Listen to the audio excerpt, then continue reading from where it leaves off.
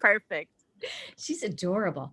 Hi, everyone. I'm Lucy Tucker from the Odd Couple team, Keller Williams Realty. And I have Sarah Kern with me today for the Center, I always do that wrong way, Center for Right. Wildlife in Cape Nattic, Maine. And we have a special guest today. We have Lucy, the Screech Owl.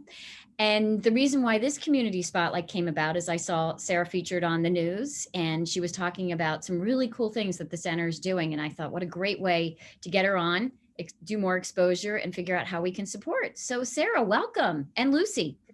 So much. Thank you. Lucy won't acknowledge you're welcome, but that's okay. That's why we love her. That's great. So Sarah, tell me a little bit about you and the center. So the center, well, I've been with the center since 2000 on and off. I started volunteering up here. I've worn just about any hat you can wear and left to, raise my own baby mammals and then was asked to come back to grow our education program. I'm now lucky enough to be the community engagement specialist, which is like everything. It's the best. I love it, love it. And it's been really neat to see how much the center has changed in that amount of time and how much we are changing. And it's just really exciting. So yeah, it's a great place. And so let's see, we were started in 1986 by a veterinarian and a state senator that realized that there wasn't any place for you to bring wild animals to be treated. So if folks were to bring a wild animal to a veterinarian, one, they might not foot the bill because that's, it's not their pet. Two, the different zoonoses and things like that can be dangerous for some of our domestic pets as well as our wild animals. And the other thing is that, many of our veterinarians specialize in domestics. So they have cats, dogs, that sort of thing. You have some vets that specialize in reptiles and avian. Some do the large, animals, the farm animals. But these guys, we treat 190 different species at our facility. And that's not including, we don't treat rabies vector species. The only rabies vector species we treat are bats. And so to have the knowledge and the know-how of all of those different species and also their habits, their habitats, their diets, their stress levels and things like that, it was really important to be able to have just a separate area to raise or to heal them. So back then it was, couple phone calls, couple hundred animals a year, that sort of thing. First year was Right. 100 animals served, and Yep. And that's we're relying on records too. So like it was yeah. still, everyone's learning to do the records and are we keeping records? And so we're proud that we hold a federal permit as well as state permits. We work very closely with IFNW as well as, national groups because it's important that we all work together and share our information because that's what helps the wildlife. So we have grown now to the last count. I remember us doing the phone rings about 15 to 20,000 times a year. It can, we can admit up to 30 patients in a day in one of our busiest times, which is baby season. We can treat anywhere between 2,000. We treated over 2,500 animals one year, or it was not last year, but the year before when we had our squirrel apocalypse or whatever that happened. Yeah. So depending upon, what we're seeing in nature, those numbers can fluctuate depending upon our seasons, our weather, and that sort of thing. For instance, we had a year where we took in 60 barred owls just in one winter, and we saw this, with colleagues all up and down the coast. But it was a freeze and a thaw and a freeze and a thaw. And so it made the snow cover impossible for them to get through. They only weigh about 1.5 pounds. And so they were all starving. And that's nothing that, we necessarily control or can like predict or anything like that. So it's really important that we're all working together and, training and keeping up to date on best practice and all of those things because we see a lot of animals. Well, you know that education is so important to you and community Yes. involvement. And I see that you've done that where you're learning something and then you're getting the exposure back out there and you're communicating and really educating the community, which is amazing. I've noticed as I was researching your ambassadors, tell us a little bit about, because I know Lucy's one of them, that it seemed like the primary reason was usually injury that they come in, but the secondary reason for the most amount of frequent flyers for your ambassadors would be those who think that it's a really good idea to keep a wild animal as a pet. And Yeah. that's not, it would be great to just admire them in their natural habitat. Yeah, you have to love them enough to leave them alone is what we try and tell people. And we understand that we may work with wildlife all day long, but for some of these people, it's their first interaction with a wild animal. I'm Italian. I get it. I want to hug and feed, and what can I do for you to comfort? That's not what our wild animals need. You have to remember that we as humans are a giant, basically predator to them. So one of the things that we do with our education programs, and those have really grown. I think we've grown it 70% or something in the last few years. And so we're now at a different plateau. And what that allows us to do at, over 400 programs a year, a really great scenario is like Lucy. So Lucy came to us because someone had cut down a tree in their yard and there were baby owls in it. And I think there were four. And this was down in Massachusetts. And so they called an Audubon center down there and said, "Oh, I have these four baby owls." Now, mind you, when she's a baby, even cuter. She looked like a Muppet, like so cute. Possible Like, for the computer. right? Yeah. Oh, it hurts how cute she was. Yeah. But as adults and as humans, we need to like fight that, right? So nobody brought owls in. Everyone was like, "Oh, maybe they went someplace else."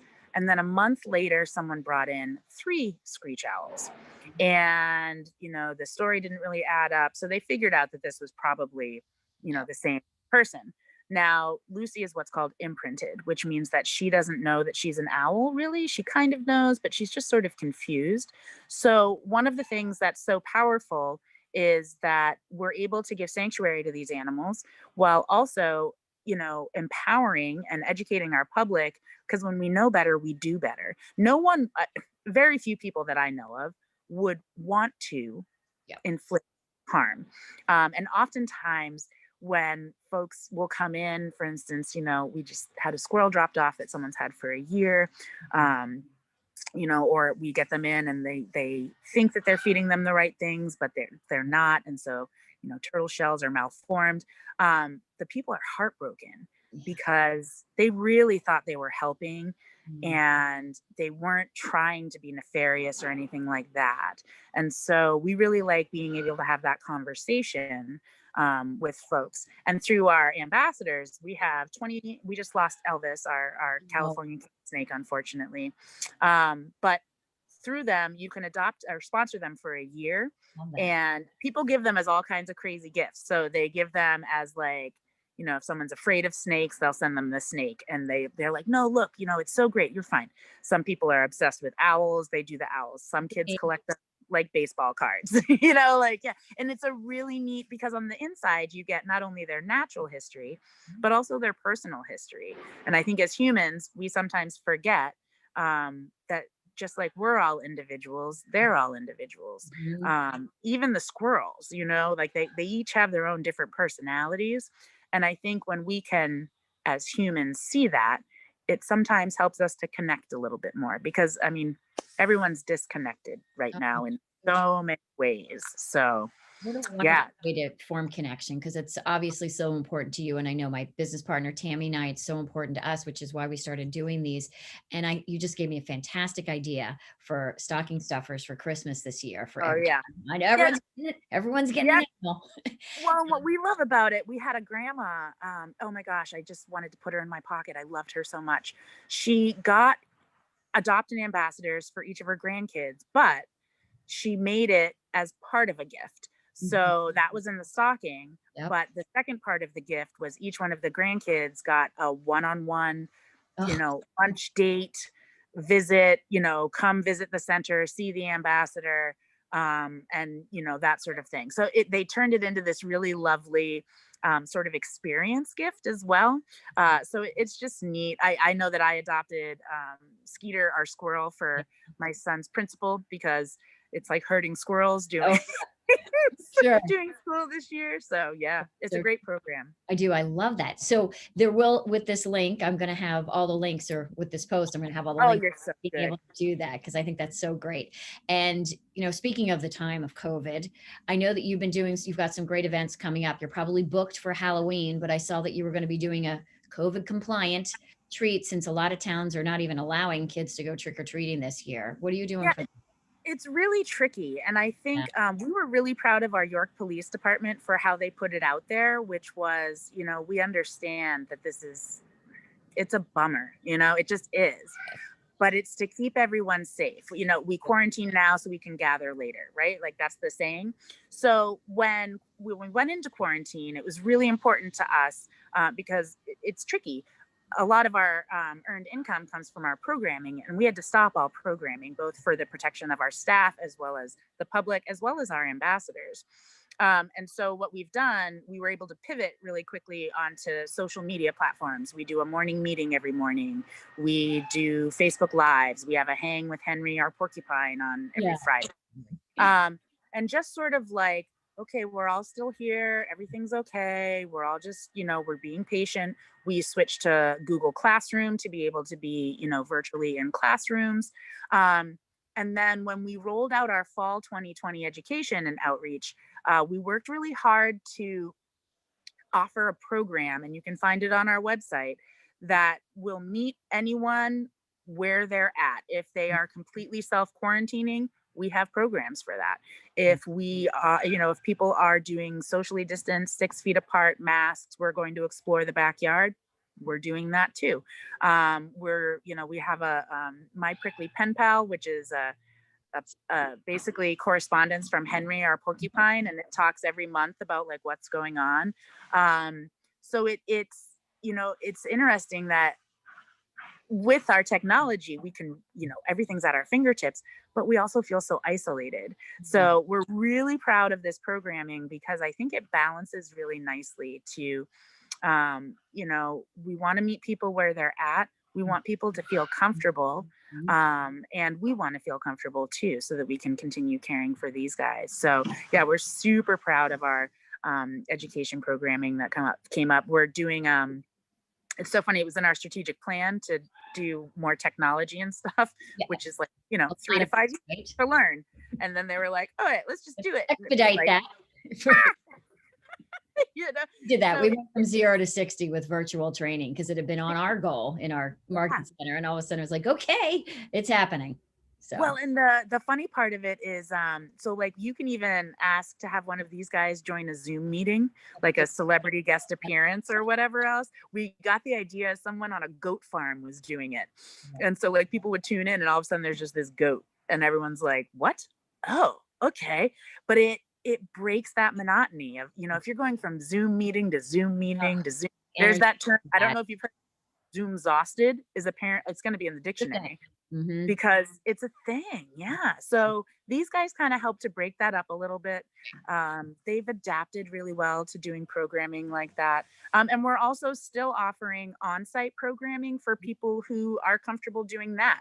But we've changed our platform. So we're offering, it's a pre-registration and ticketed. Masks are required. And everyone has just been so wonderful as far as, complying and understanding, because really we're all just doing the best we can. And yeah, it stinks that we can't go trick or treating. So what can we do within that safe, space? And we came up with trick or treating with the ambassadors. Instead of one night, we're doing two. We're breaking it into two different groups. And just, we're just doing the best we can. And it's tough, I think, too, because we all make plans, right? And then who knows what happens tomorrow as we.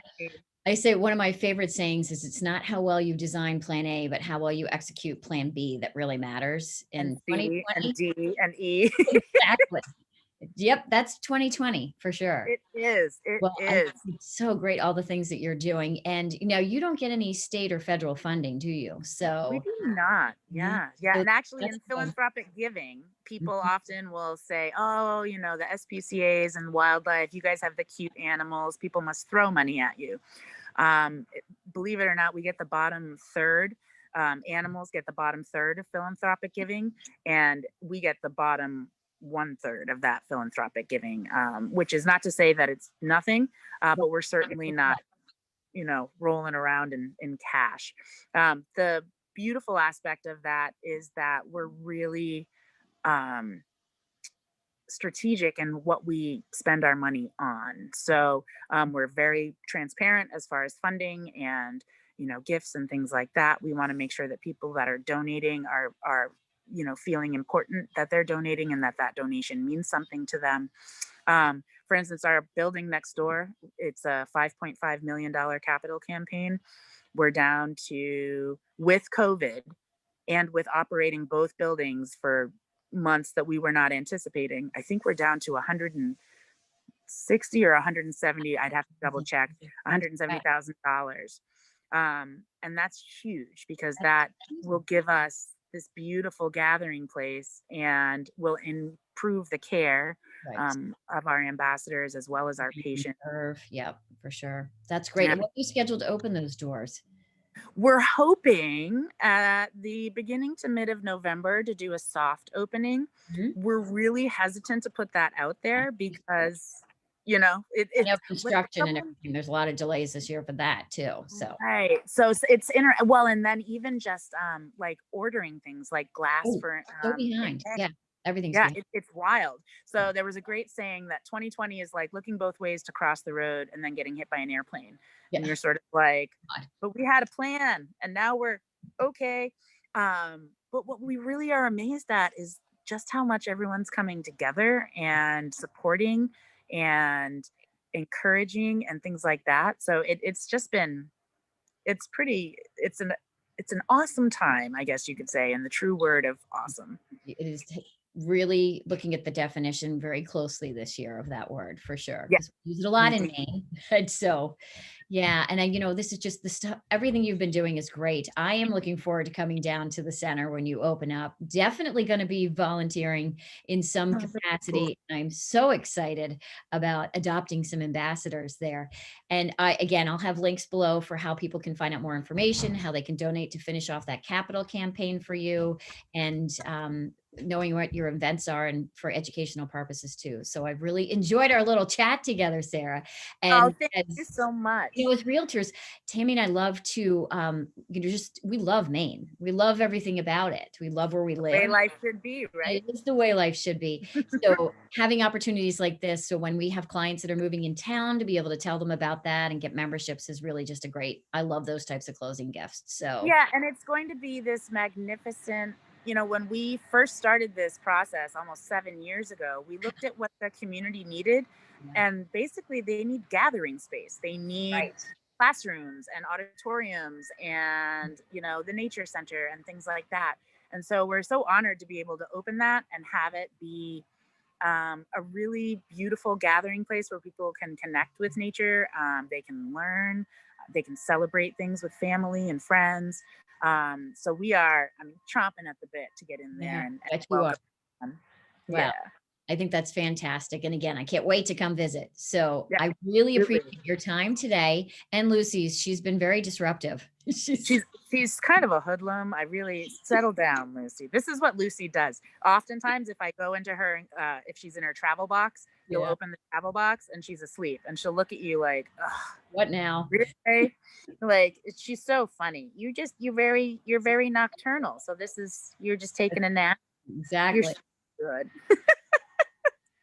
Well, Wonderful. Sarah, great speaking with you. Happy Halloween. Enjoy your Happy time with all of Halloween. the trick-or-treaters and your ambassadors.